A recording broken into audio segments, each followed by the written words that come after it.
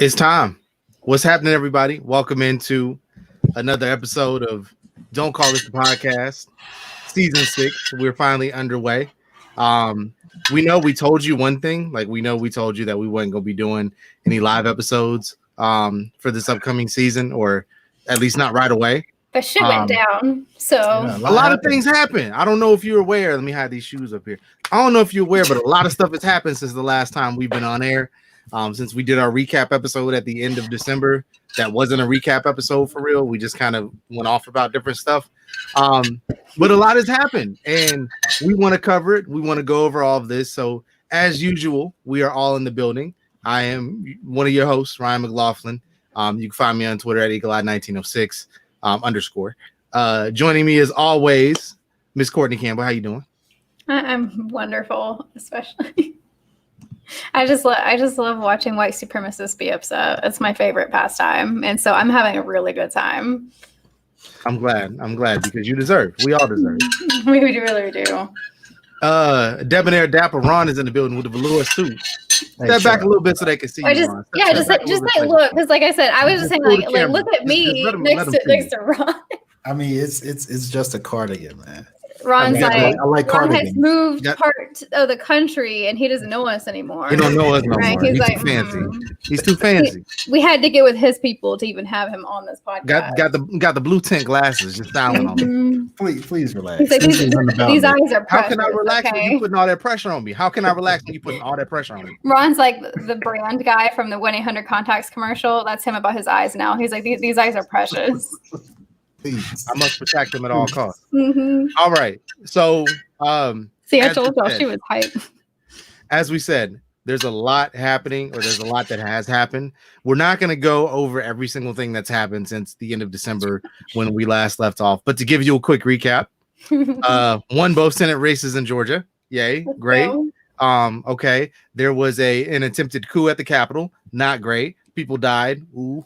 The Wednesday after that, Trump was impeached again. And yesterday, two times. And yesterday, Joseph Robinette Biden Jr. was inaugurated as the 46th president of the United States.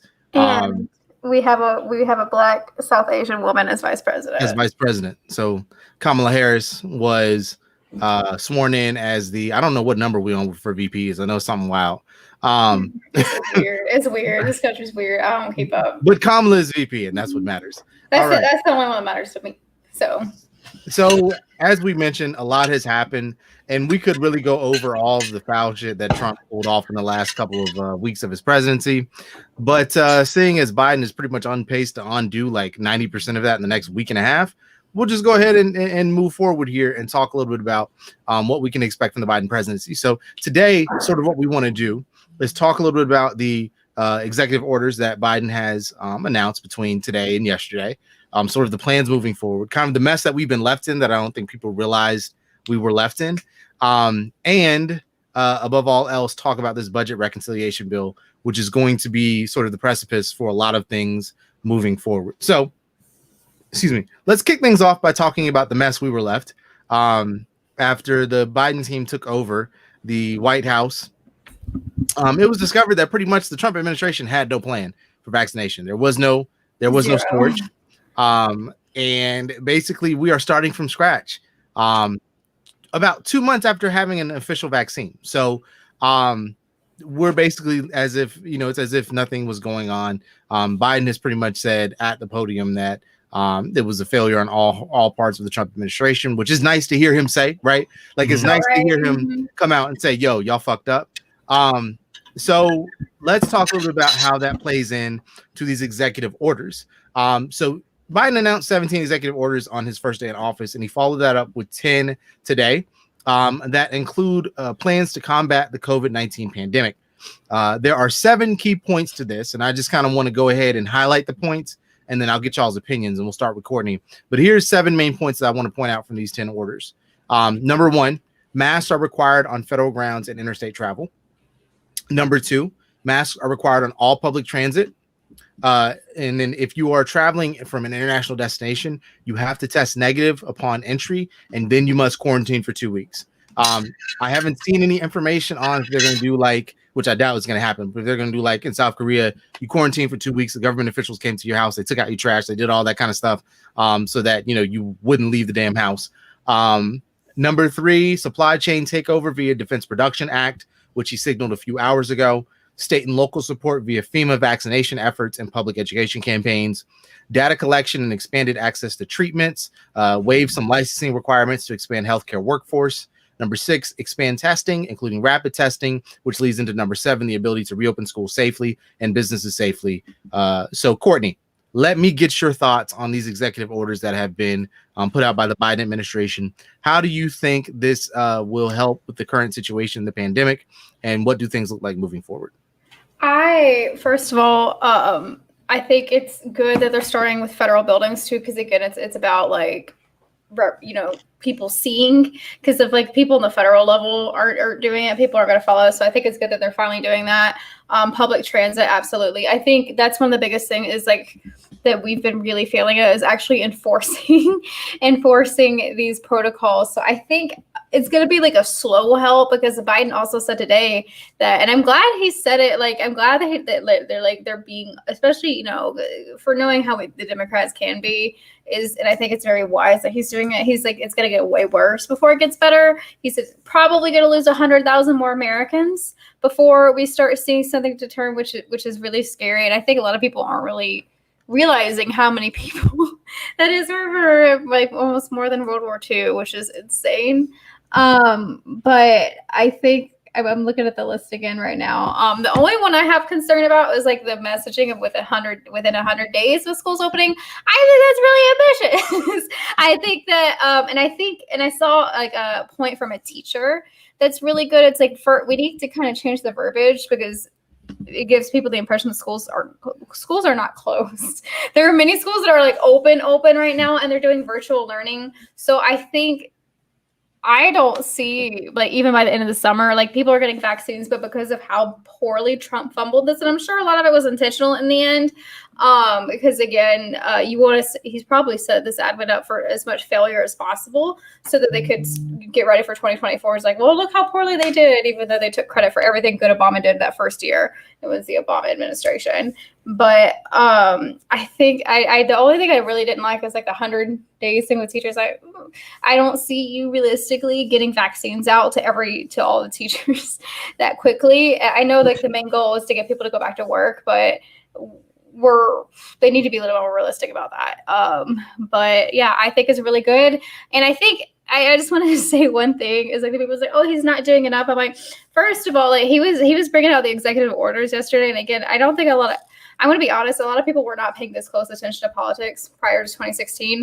Like, from my own recollection and like just like studying history, like you didn't really jump into action like this on your first day. Like the whole inauguration day is just supposed to be like frilly, fancy stuff that we saw. Like you weren't doing executive order shit on like the day, because technically it's not even supposed to be your first day. It's like it's like you go starting a new job and like immediately they just throw you in the fire. Mm-hmm. But I think that's a positive sign. Like again, like I'm one of those people. It's like I'm very mistrustful of centrists and everything, but I think that honestly focusing on COVID is the thing that they have to do.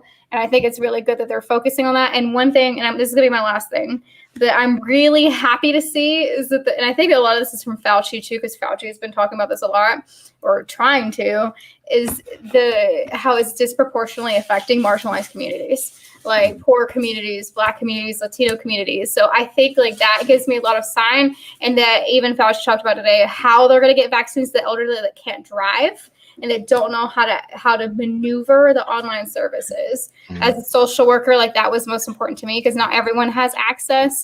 So that was really, I got really hopeful, because at least they're acknowledging that and they're talking about it, because those are the communities that are being affected by it the most. So, Ron, I do want to add to this before you get into your part, Ron, that part of the executive orders he signed on day one included revoking the Muslim travel ban, as well as oh goodness, I just had it in my head here, as well as on the wall, basically. Yeah. Oh yeah, that's right. Mm-hmm. And while also adding Geez, man, I just had it, and that's really bad planning on my end. But anyway, rejoining the World Health Organization. And also talking about more DACA protections too. I saw something about DACA as well, which is is really important. Yeah. So Ron, taking those 10 things into account, including rejoining the WHO and the Paris Climate Accords, how do you feel about sort of these early EOs?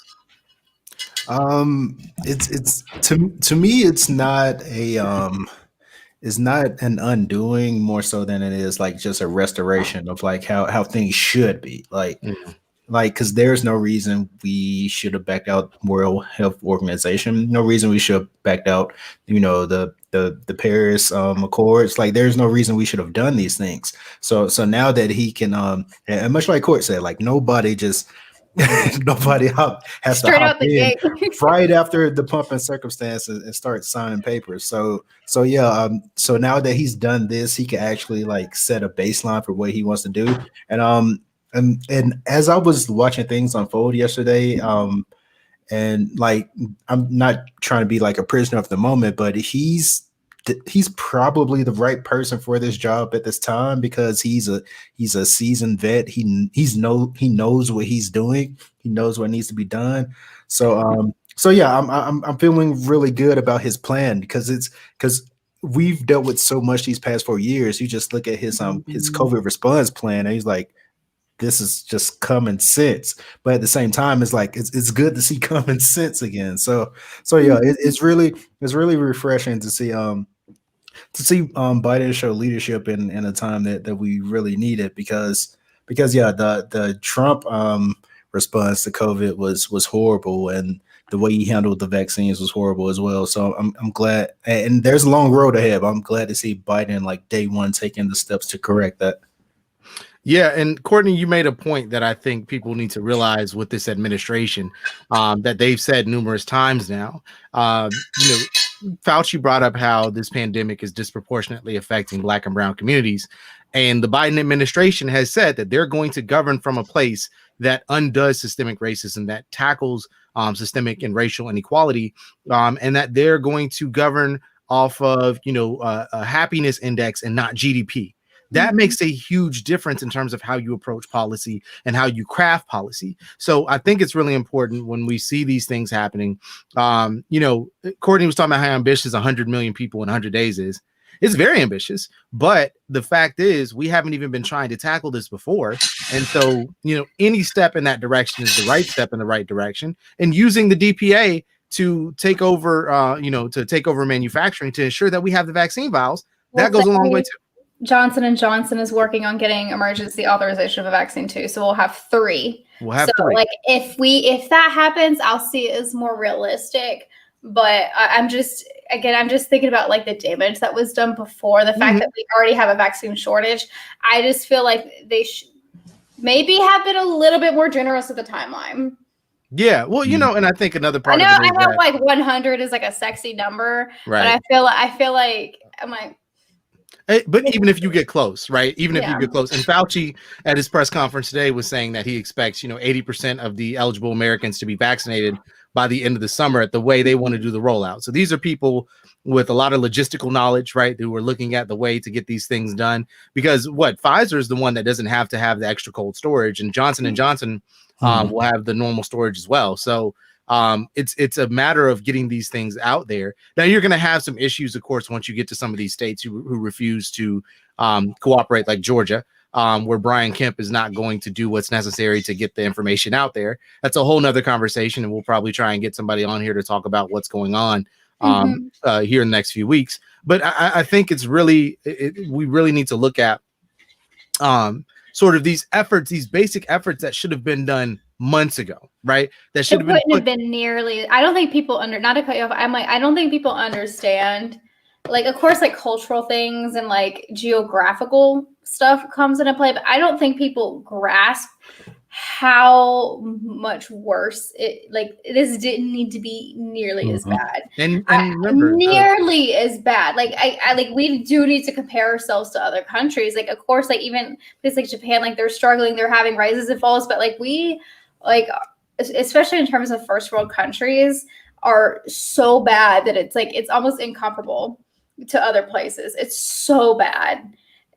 I just think, because I think people are like, this is our normal, but when you look outside and how other first world countries are handling it, it's just you should be disgusted. Well, I want to point out, if we had any kind of basic plan, remember, a lot of this recent spike is Thanksgiving, Christmas, New Year's. And if we had any kind of plan, as soon as that vaccine was authorized in the middle of November, we would have had all of the stuff together to be able to start mass vaccinations so that healthcare workers could get that vaccine in the first week or two, and that we're not sitting up here and it's now the end of January and we're just now getting to the elderly population. This should have been done a month and a half ago. Like how even the UK has got a toupee in charge, and like they're of course they have nationalized healthcare, and that's a huge part. I think people don't understand that is a massive part of it. Part of this, because I don't think it's going to be something that's going to be able to address very soon, because it's going to be a huge fight like the ACA was, but just how poor our healthcare system has played a huge role. The fact that testing isn't free, it's supposed to legally be free, but people are still being charged. The thing is, people aren't even getting tested properly, so it's way worse than we realize. Well, and I want to, now that you've brought that up, I want to talk about sort of some of the things that he has in this plan with the rapid testing. Again, like you said, that's something we haven't had access to. That's been private companies who've been doing that, or maybe you've got some churches. Not the government, which is crazy. But it's not the government. Like, people need to realize that we're like one of the only ones doing that. So now that we are going to ramp that up and we'll have more access to that, hopefully that's something that we'll be able to take care of. Because if we can test and trace, and you have these companies or you have the federal government who's taking on these actions, then we can better coordinate and let people know when they've been exposed more easily. And people, tracking systems. This is the thing that people don't realize when they keep talking about opening up the outside, or I need to go back and live my life. You will have a better chance at going and living your life, quote unquote, the way that you want to, if we have better testing and better coordination. Because then if you want to go, I don't know, out to eat somewhere, you can be notified immediately. Hey, somebody's tested positive in here. You need to quarantine for 2 weeks. And then you're not going out and spreading that to other people. So yeah, you still shouldn't take some of those risks. But if you're going to do that, at least we now have a mechanism in place to let you know you've been exposed. And we're going to expand. South Korea was doing it. So, of course, I think their technology is accessibility is better than South Korea, they're ahead of us. They're ahead of us. But South Korea traced an outbreak. They have it down to an elevator button. Yes. And that's what people are like. It's just like, that's just, and like, we could have access to that. It's just a choice of like, let's put it in our pockets rather than, actually helping out the people. And I think that's what people need to realize, is that this, like, our normal is not normal at all. Like, this has been so pathetically handled, and I'm gonna have to disagree with most people. I think we could say most of this, like, I think it's like a 70-30 thing. 70% is like the government, like, again, not providing for people, that like people are having to go back to work getting positive. Like, almost everyone I know that has had COVID caught it from work.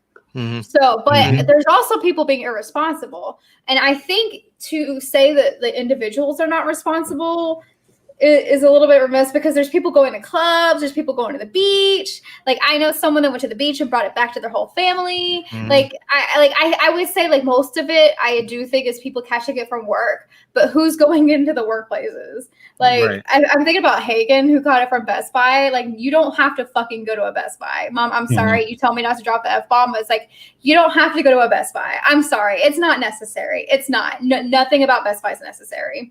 And I will say, I get that we are at the point in this where we're in month 10, month 11, getting ready to be a year into this. Coming up on a whole year. Coming up on a whole year. And so I'm not going to sit up here and be the person. I think I read a piece, and I can't remember who or where it was based out of, but just like abstinence only sex education doesn't work, we're at the point with this pandemic where abstinence only does not work. And so, hey buddy, come on. So we can't sit up here and expect or tell people, just don't do anything. Don't go, because we're at a year. So people are going to. But at the same time, people have caught it from grocery delivery. So at the same time, the same way that we tell people that they need to protect themselves when they engage in sex, you need to protect yourself when you go outside. Wear a mask. Make sure if you're not going to wear N95, wear a cloth mask that's dual layered, that has a filter. Protect yourself as best you can. Wash your hands. Take up those precautions, those basic precautions. So, I think, again, we're at the point where people are going to do what they want. And the best thing that we can do, and part of this package, which I really appreciate, is that it's going to include public education campaign on the virus and on the vaccine. So, all right. So let's talk a little bit about this $1.9 trillion American Rescue Plan. Ron, I'm going to let you take over while I soothe this. The little tyrant, yeah. He would give me the one note I didn't read. So Courtney, did you take? Wait, which note did he say? I was thinking more 1.9 trillion. Stimulus. Are we talking about like the new COVID bill? Hold on, let me pull it up. as soon as he goes away, it goes. So yeah, I've only read bits and pieces into this, but I do know. From what I know, I just know more about the Republican pushback, and I'm at the point where it's like you have a supermajority. Fuck what the Republicans think. Like, yeah, I did see McConnell today saying, let's not forget that the minority party has rights, and like, nah, no, you don't. Sorry, right, I would love to. You know what? I love the concept of rights being stripped from white men, so that's fine. But here's the thing: I just want to say, like, again, Mitt Romney was against it. So, like, everyone that's been funding the Lincoln Project and like, yes, Mitt Romney, shut up. Let me open this. Part of it is but this was an executive order that leads into this. So they're talking about doing another eviction moratorium. So Ryan, neither of us read this article. Oh, that's okay. I've got it. I thought I put it back in the You did. You did, but I'd just pull it. I was skimming okay. it. No problem. I will jump into the topic and conversation. So tell us what it was. Give us the cliff notes and we'll react. All right, no problem. So Biden, of course, before he took office about a week today, he unveiled a $1.9 trillion COVID relief plan, which calls for stimulus checks, unemployment support, and more. Within this plan, which is called the American Rescue Plan, it'll, of course, cap off, which we will have this conversation in a little bit, but it does cap off the remainder of the $2,000 stimulus payment. It also increases federal per week unemployment benefits of $400 and extending it through the end of September. It increases the federal minimum wage to $15 per hour, extends the eviction and foreclosure moratoriums until the end of September, $350 billion in state and local aid, $170 billion for K through 12 schools and institutions of higher education, $50 billion towards COVID-19 testing, $20 billion towards a national vaccine program in partnership with states, localities, and tribes. And then it will make the child tax credit fully refundable for the year and increases the credit to $3,000. Ryan has that part memorized. Right. He's been talking about this in the group chat for weeks. $3,000 per child. $3,600 if your child is under the age of 6, which I've got 3 of them. That's why he's just let me borrow one. So until like, I don't know about you brokies, but I got kids. Listen, I thought I was going to owe taxes this year because there's a couple things that were done last year, but it turns out that is not going to be the case. So anyway, of course. It's like, I don't know, y'all. Hide your money, y'all. Sit here in the end of a velour suit. So the reason why I bring that up, and of course, this has to go through the legislature. Early on, we thought that the opponent here was going to be Manchin, Joe Manchin from West Virginia. But Joe Manchin is now advocating for this package to be greater than $1.9 trillion. He is still sort of on the fence about the stimulus payments going to people who don't, quote unquote, need it. But he wants to boost the aid that we're giving. So if we have the most conservative Democrat on board with expanding this package even more, I think it's going to be interesting to watch and see what happens as this moves through Congress. But Courtney, let's start with you again. Is there anything that you want to see added to this package, especially since Pelosi and the House Democrats are going to get their hands on it first? They have, I'm like, there is no negotiating. You have a super majority. I'm just like, we're not, especially after the January 6th, like I would not be playing with them at all. I'd be like, why are you breathing the same oxygen as me? But again, that's why I'm not in office. But so one of the main things I want to see is not just an eviction moratorium. I want to see like some kind of absolution of like the paid overdue mortgages and rent. I know this, it would be like a cold day in hell where this happens, because like that old rent money is is not going. Mom, stop. I'm going to put you in a nursing home. Mom, stop. So that money is not going to go away, or like that's not going to go away. So they really need to address. They either need to be start sending these stimulus checks like this, which they're not going to, or they need to start. First of all, they also need to like hire more unemployment office employees like this, since they're getting that state money. Because like the reason why your unemployment checks is because they had hiring freezes and layoffs and furloughs of unemployment office employees. So they were already understaffed before this pandemic. It's only worse. So that's one thing I'd like to see. And again, because the way it's affecting people so much, the people that I serve, I really think that needs to be a really high priority. Like I said, it's not like people are able to, I'm sorry, except for like the boomers that are just so, if you're retired, I don't want to hear anything from you, that are like, oh, you should be saving money in this time. It's like, what money? People don't have jobs. So they need to be helping out with this rent and mortgage debt, not just keeping people from being evicted, because there's still going to be thousands of debt when they end that moratorium. So, well, Ron, I also want to point out that the student loan debts have been paused until the end of September. So knowing that information too, what else would you like to see added to this package? All right, so my answer is actually going to segue into another point that we're going to get to later, because there was this big argument about this, and I think both sides, and I'm typically not both sides person, but I don't think people realized that there was a bit of a disconnect there, and I do get onto the Democrats about their messaging. So all of us, we knew that there would be a $1,400 add-on, but if you're not tapped into reading bills and reading those articles, and if you hear okay $2,000 checks day one, then you're going to want a $2,000 check. Right. And that's what they were tweeting though too. They were tweeting it. And that's the thing. It's like, I saw it. I knew it's like, I know what you mean, right? But you need to be smarter than that. So basically what I want is, because I had like a pretty much like a revelation. I was like, $600 is such an arbitrary number. Where did that come from? So basically it's the equivalent of your check if you were paid minimum wage, basically. So that's not anything. So let's say that the average, okay, for just simple math, let's say that the average rent in America is like a flat $1,000. Most rental agreements ask that you make 3 times your rent. So that's $3,000 that you have to bring in. So 2,000 isn't enough, and one-time payments aren't enough. So what I want to see, and once again, this is like my big like pie in the sky wish, like there need to be some type of like retroactive payments to make up for that, or either like a huge lump sum, or like several smaller payments. Tax credit, even right? Tax credits, right? Because think about the $600 too. The way that was rolled out was terrible. Some people still haven't received that $600. So yeah, I want to see like direct payments to people, especially people that really need it. Because I mean, I can't speak for all of us, but I think we're Mom, I'll answer the question. Really need it. Like that's who I want to see. Those direct payments going to those people.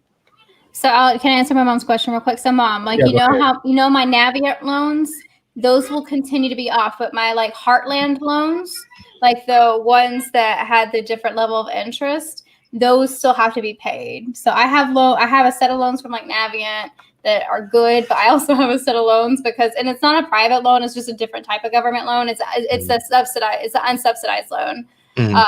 So I still have to pay those. Yes.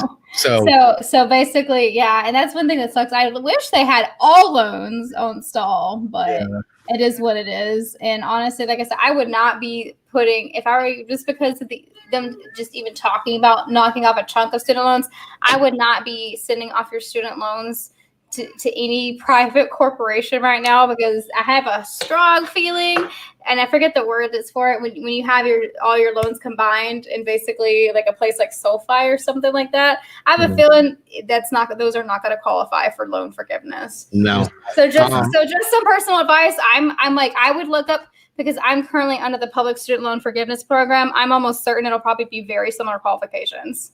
Yeah. Go ahead, Ron. Oh no, I was about to say. Okay. No, I was just saying. So am I. Yeah.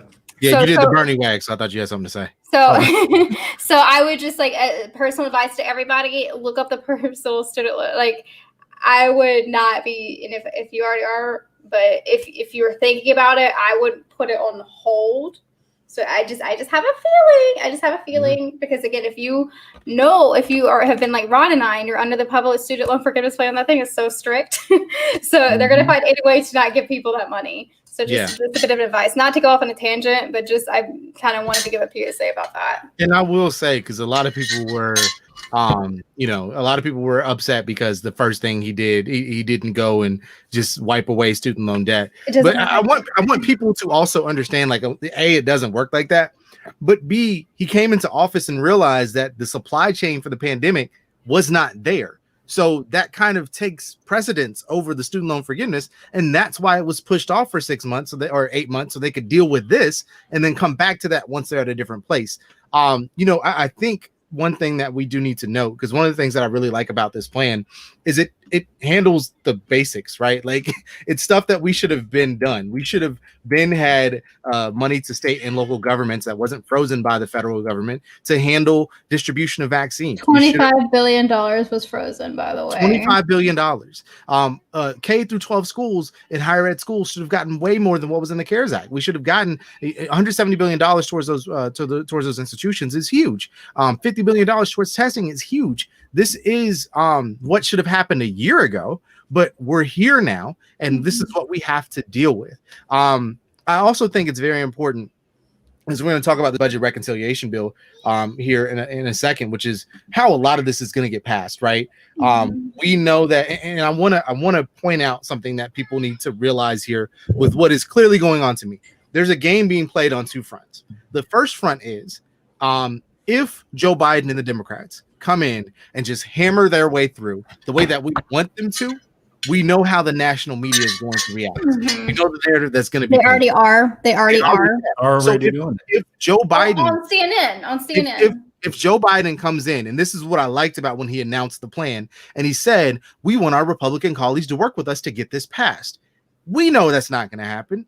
He knows that's not going to happen. But if you play this game and say, oh, well, we tried. You want to get caught trying, right? You want to get caught trying so that the media narrative doesn't become blah, blah, blah. Then you can turn around, because now Democrats seem to be a little bit more coordinated with their social media messaging. So when Republicans say, oh, we don't want to vote for this on a regular House floor, on a regular House vote, then they can say, no, we tried to help the American people. Republicans didn't want to do it. So we're putting it through the budget reconciliation bill. We're killing the Trump tax cuts through this budget reconciliation bill. Number two, the second part of why this is important is not just for the media, but for your conservative Democrats like John Tester or Joe Manchin or Kristen Sienema. And John Tester's already come around on this, but it's so that you want to show Joe Manchin that there's a reason you need to kill the filibuster, that all of this good faith stuff that you want to do is not going to happen because McConnell and Cruz and Holly and all these Republicans, it doesn't matter what Lisa Murkowski says or what Susan Collins says, you're not getting 10 Republican votes.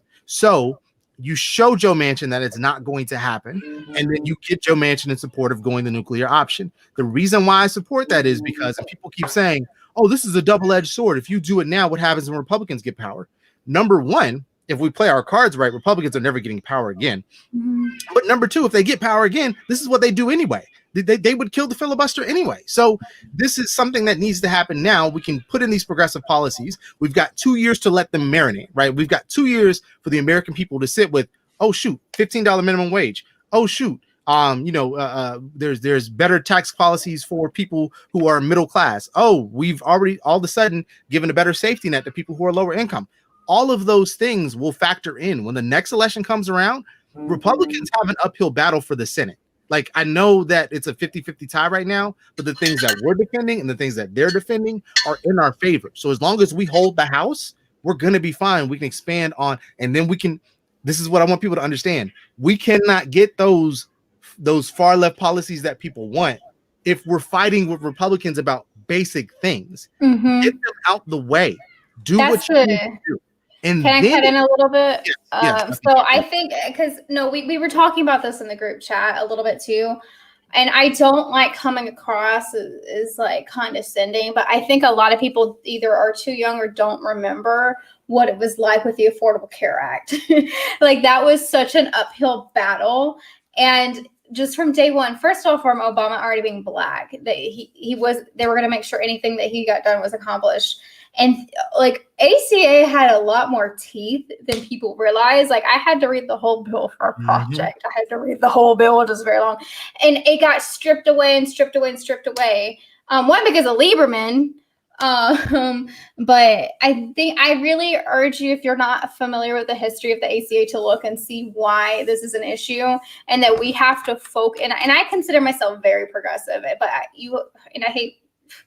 And I get it, like, it does come condescending that, like, oh, you can't have a utopia, but you do have to play smart because our country has been set up in conservatives' favor for over a century now. So, like, you can't play it the same way that other countries do. It just doesn't work like that, unfortunately. You can't go in guns blazing. You cannot. You have to be pragmatic in a sense. And I do want to add to that because a lot of people say, well, it wasn't just Lieberman, but you also have to understand the political environment. Obama and the Democrats came in that things would operate under the same good faith that happened during the Bush years and that happened in non-Newt Gingrich controlled legislative chambers during the Clinton years. The whole polarization thing had really kind of it started at this point in time. Mm-hmm. So they were not prepared for that. They were mad. They were pissed. Like, I don't think people understand, like, it was just like people, and that's one of the reasons we did get Trump, because people were so angry. One, about a black man being president, like that cannot be spoken of. Like people were so enraged, but also because the ACA, like the media and like a lot of people in Fox News, they painted it as like, look at this oversight. They're forcing us to do this. Like you have to be so smart with your messaging. And again, as soon as the Republican took office, ACA was in so much danger. If Trump would have won re-election, it was gone. And I don't think I really, again, and if you don't remember what times were like before the ACA, I strongly urge you, because it is far from perfect, absolutely, but it was way worse. It was way worse. Like, again, like you have asthma. I have asthma. I might have to stay in my job that I don't like. I like my job, but again, it's just like millennials, especially, we like to kind of job because that's how we get promoted nowadays, is finding better jobs. Yeah, that was unheard of beforehand, because it still is, but it was more so your insurance is tied to your job. You couldn't, and the thing is, it's like a lot of people don't think about now.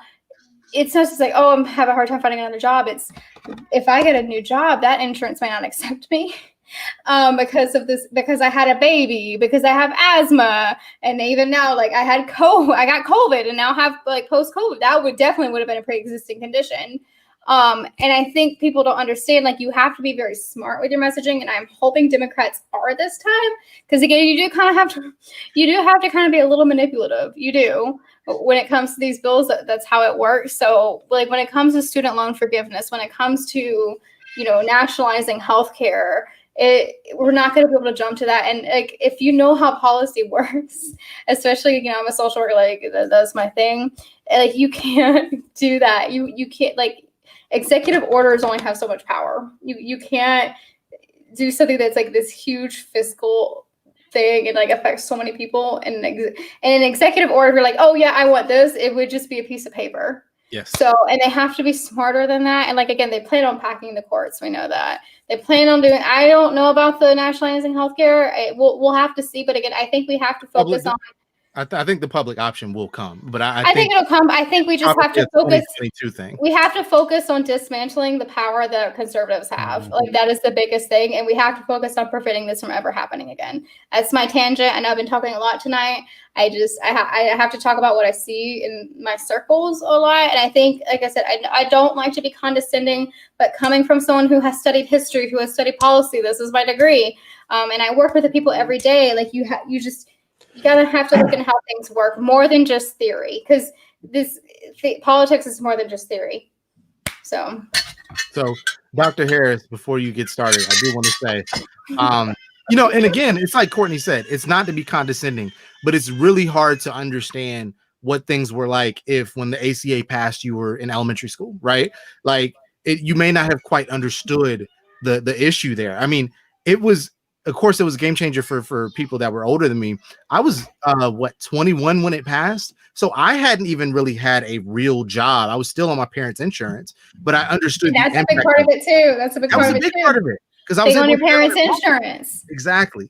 So, like, I think that's the thing. Instead of me having to get insurance as soon as I graduated college, I was able to hang on until I found a full-time job at 23, 24 years old. But I think, again, it's really hard for people to grasp it if they weren't really at the age to understand what it was. And they, like I said, just because I know I said it's tangent. I just want people to understand, like, things like birth control didn't have to be covered. I had to pay $100 a month. My 18-year-old self had to pay $100 a month for that, which is kind of crazy. It's, again, like, that's a controlling women's bodies thing. But like, in people on Medicare, like, you had a bigger gap. Like with any time between September and December on Medicare, you got no coverage.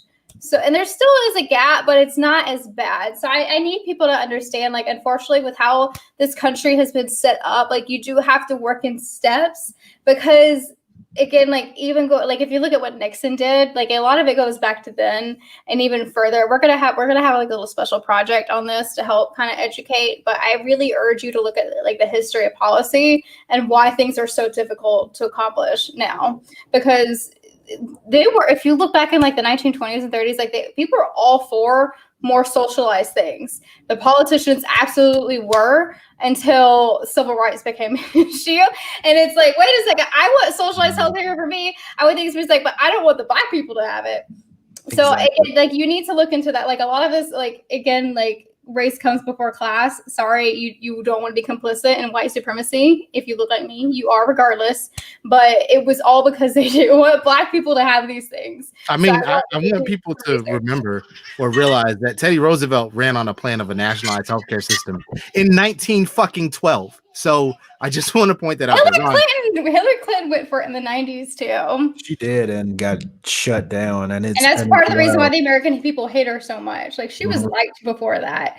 So, and I don't want people, I'm sorry to kind of, like, talk over y'all so much tonight, but, like, this is, like, policies, like, my thing.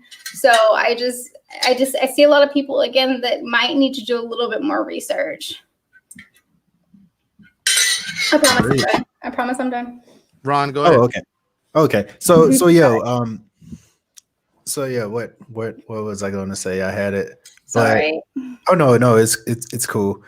But shit. But okay.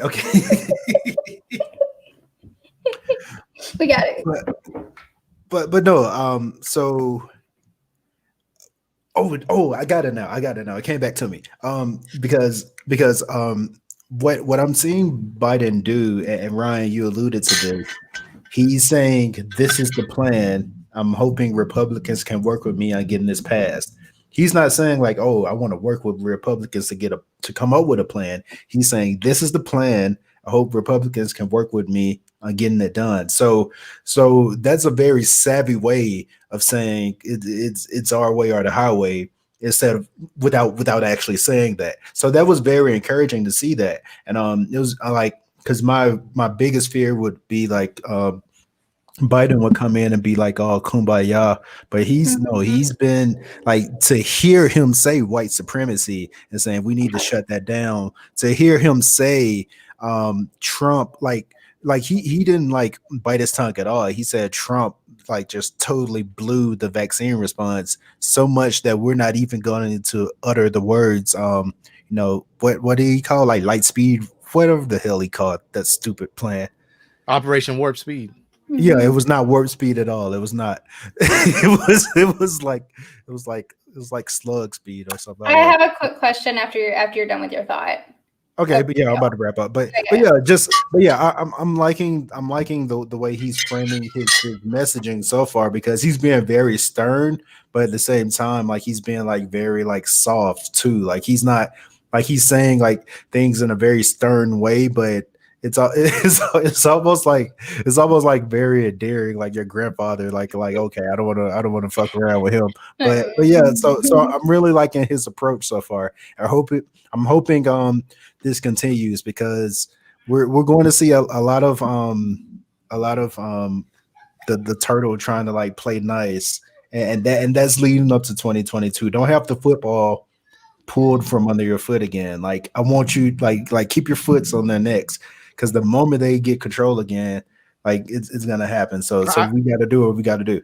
Courtney, I know you want to say something real quick, but I cannot emphasize enough how important 2022 is, because if Republicans take the House, if they take the House, you know they're going to challenge the 24 election results. You know it's going to happen. They cannot get control of the House. So all of the pressure that was applied for 2020, I want people to understand that 2022 is even more important. But go ahead. You better have the same pressure on your states than you had on Georgia for 2 months. You better put in, like, someone made a really good point, and I wish I remember who it was. It's like, why was so much pressure put on a southern state when everyone else failed? Like, we lost House seats. Every other state, no other state switched senators, but you know who did? Georgia. But I could do a whole video, so I'm going to stop there.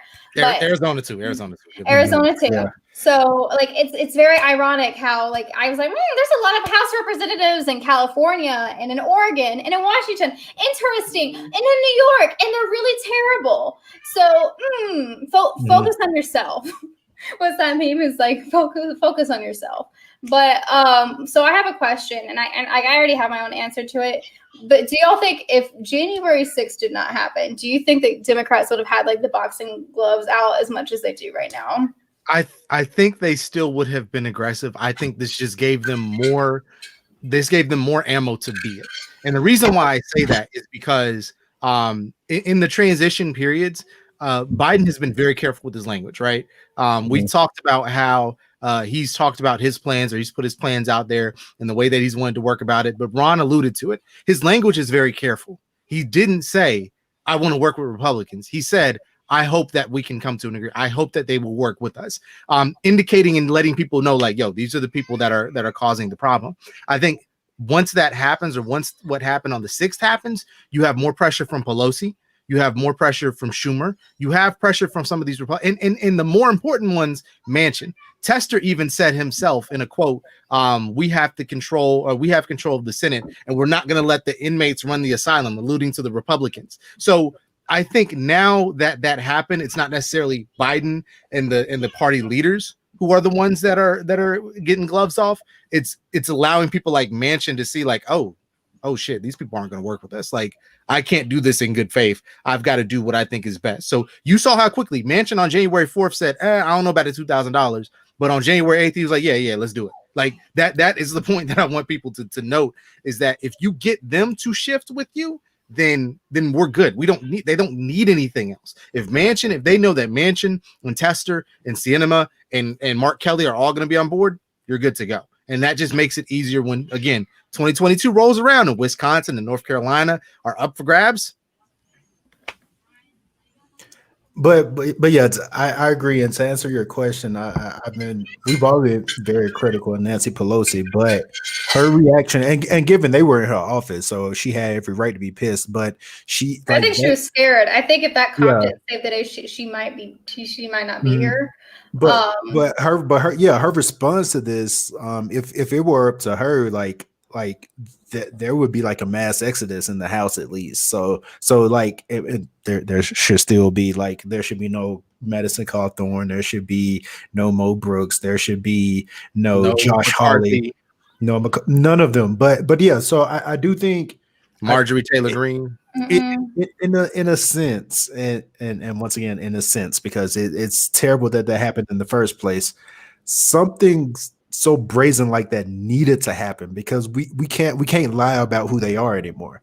Like, so now we can say like, okay, we can't work with you until you I clear out noticed people clear out were their a little entire more cabal. embarrassed to associate themselves, which is what we Yeah. need. It's like, Clear it's like, them all out. are you them or are you not them? Mhm. So, and because this Yeah, is who so Trump clear them all out. is. Yeah, So and yeah, you once they're all gone, yeah, then we can work. and what's that saying? You rode the tiger, and then the tiger bit your face. Like you rode the tiger, and then the tiger acted like a tiger. You can't be surprised when it does. I think Ted Cruz isn't endangering himself so much. The Lincoln Project is now after Ted Cruz. I mean, Ted Cruz, you are in danger, girl. Like you are playing this so, especially you already lost your wife.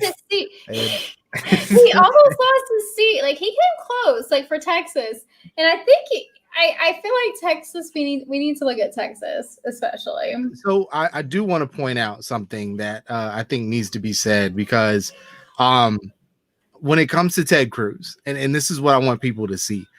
People have been dunking on him and calling him stupid for his tweet in terms of the Paris Climate Accord, and he's more about the people of Paris.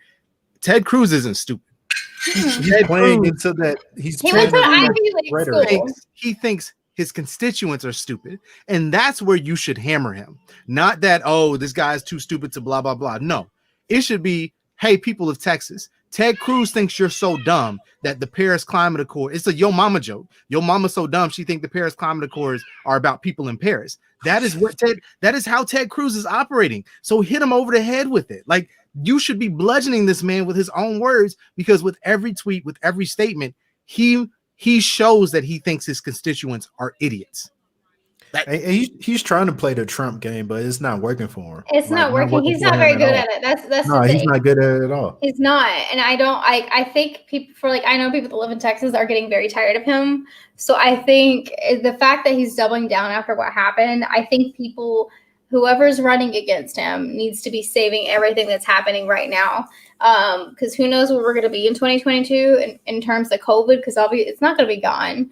But they need to be saving, like, Texas. Like, look how Cruz handled. Cruz didn't want you to have these checks. Cruz didn't want you to have help. That's what it needs to be about. Because I think that's really what got Georgia. And, like, not only was it, like, grassroots, like, it's not just Stacey Abrams, by the way, even though she has done a lot of work. But it was, a lot of it, I think, played into it is the fact that our two senators partook in insider trading. And, like, they nailed that hammer in. So I think that they need to look at what Ossoff and what Warnock did, and that's what they need. That's the playbook they need to run in Texas, especially. Mm-hmm. You're muted. You're muted, Ryan. You're muted. Sorry, I said all right. So we're gonna get ready to go ahead and wrap here. Yeah. So as we kind of enter these 100 days for President Biden, I think there are a couple of things that we need to keep an eye on. But the one thing that I want to point to everybody else is that, yes, we should continue to put pressure on Democrats. We should continue to pressure them in the best ways that we can, but also understand that what we're up against. It's not a Democratic Party that controls all branches of government all the time. We are battling a party that literally just tried to stage a coup to put a 74-year-old orange man back in charge for 4 more years. One that's very emotionally volatile and hard to control. Hard to control. So what we need to be doing right now is make sure that the basic things are covered, that we have the same energy in 2022 and 2024. Because I've said this 1,000 times throughout the miniseries when we had season 5, and I'll say it again. Republicans and white folks in this country, Republicans are channeling white anger and white anxiety and white supremacy because they see that that population differences in the country are happening. In 2012, after Mitt Romney lost, the Republican Party basically did a diagnosis. They basically did an autopsy of the election to see where should they improve, what did they do wrong, and what they got results back from independent studies basically said you need to expand your coalition. You need to look beyond white people. And what they said was basically, fuck that. We're not going to do that. And we will just go further towards the white people. So Donald Trump comes in, they lose control of their own party, but he energized a group that has long been there, that has been apathetic by politics. We'll see what happens now that he's out of the picture. And if he comes back in 24, if he's actually charged for his crimes, I'll tell you right now, if you're a Republican, if you're a Republican, you probably want to go ahead and convict him. That way he's out of the picture. But anyway, what people need to understand is the Republican Party is going to do everything they can over the next few election cycles to try and permanently instill minority rule. You cannot allow that to happen. If we play our cards right, if we do what we're supposed to do, then 2, 4, 6, probably 8 years, they're irrelevant. And now it's a split of the Democratic Party between people who are like AOC and Bernie, and further shifts to the left, like people and like want. Manchin, yeah. So and people like Manchin probably becomes irrelevant at that point in time. So you know, it's just it's if you want those things, people have to realize that it's not just going to happen in one election cycle. You're not going to get these great, you know, socialist policies in one election cycle. You have to push. And when we let our foot off the gas, if Hillary was president for the last 4 years, if she was on her second term, then you would be talking about paid family leave right now. We'd have that. We'd have a public option and then could talk about Medicare for all, but we dropped the ball and that's not the case. So I need people to stay on the ball so that when we come up in 4 years, it's not President Kamala Harris because Joe Biden stepped away. It's not Kamala Harris with the Republican Senate. It is whoever's in charge with these same things, and we can keep putting the pressure on. So that's me. Ron will let you go since we talked over you, and we'll let Corey yeah, we talked you over the whole time. Sorry. Oh yeah, I was going to say, but I said this prior to the election, but now is the time that you start to basically I'm going to say what Ryan said, but like kind of go in a different direction. Now is the time where you start putting pressure on your representatives, pressure on your party to make these policy shifts. Stay on them. Now is the time to push that stuff through, because what happened when Obama got elected, we all know this. We got complacent in the midterms. We have to keep that cycle going, like, because the only thing that's going to fix the past 4 years that we had is basically robust socialism. Like it's going to be really, and I always drop this disclaimer. I mean real socialism, not like Twitter socialism, like read a book. But yeah, so it's going to take like things like that expansion of Medicare. It's going to take things like raising minimum wage. It's going to take these policies that should be common sense policies by this time in our lives. Undoing gerrymandering. Right. It's going to take things like that to ensure that they never get power again. So yeah, the work starts now, but like Ryan says, it's not going to happen in one cycle, but keep the pressure on. Like, don't be like because Biden's going to disappoint all of us. So don't allow that to be like, oh man, I wish we had Bernie. Like, no, like if he Bernie would have disappointed your ass too. I just want to let you know. He would have disappointed you. So basically keep the pressure going is what I'm saying. Can I say one thing too? Yeah, Courtney. I have a branch on that. I'm so sorry. So one thing that we need to avoid. One, we need to avoid idolizing Biden, because that's going to push people further and further away and not like him. And then we also need to be realistic about things, because again, like Bernie would have disappointed, because again, if you are in the establishment, like there's always so much you can do. And one thing I want to say is I've noticed this, and I do not like it, that people have more things to say for the women, especially women of color Democrats. Like, I see you coming for like AOC and them constantly, like, and I get it, like the tweets, but like you have no energy for your representative that's a white male. And I want to know why. Like, it makes me very uncomfortable. Like, why do you feel so much more comfortable constantly criticizing the women of color representatives, or just like women, you know, especially like Black women, other women of color, than you do the representative that is your representative that you represent? That's a white male. I want to know why. The next time I see somebody, the next time I see somebody, whether it's calling Obama a war criminal or like this. Well, it's either calling Obama a war criminal or criticizing a piece of legislation when it's initially unveiled, or not quite understanding how the political process works. I'm going to straight up ask you if you know who your representative is. I'm going to ask you that. I'm going to ask you for a particular reason. I'm going to ask you if you know who your state representative is and who your U.S. representative is. The reason why I'm going to ask that is because you're more likely to be able to pick up the phone and call them and give them your complaint, and for that to be heard, then you will trying to dunk on AOC or Barack Obama on Twitter and posting a SpongeBob meme or whatever. She talks to her representatives. She talks to her representatives. I can call Hank Johnson's office and get a response. I can call Rebecca Mitchell's office and get a response. And like, you need to understand who are these people that you have direct contact towards and reach out to them.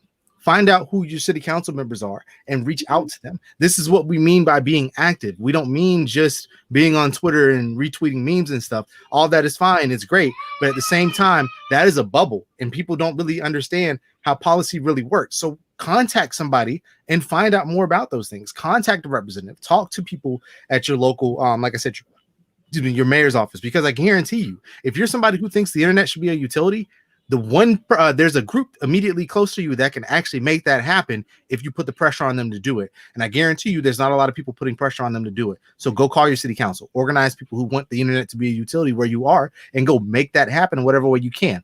Also go back and listen to the interview we did with Mayor Ragland, because he'll talk about that process. But yeah, that's my final thought. Sorry. So we all went a little bit ranty, but thank you, especially because this was random. Follow us on the Twitter. You see all the @ names below. Contact us at contact@thekidswearcrowns.com. Our project is coming. We've got to finish working on it. We got to start working on it. We got to start working on it. So our project is coming. But we have a very special project that we're excited about. So stay tuned. And it's timely too. It's crazy. Yeah. Mm-hmm. Our minds. All right, y'all. We'll take it easy. Have a wonderful night, and we will see you soon. May not be next week, but we'll see you soon. Probably not next week, but. All right.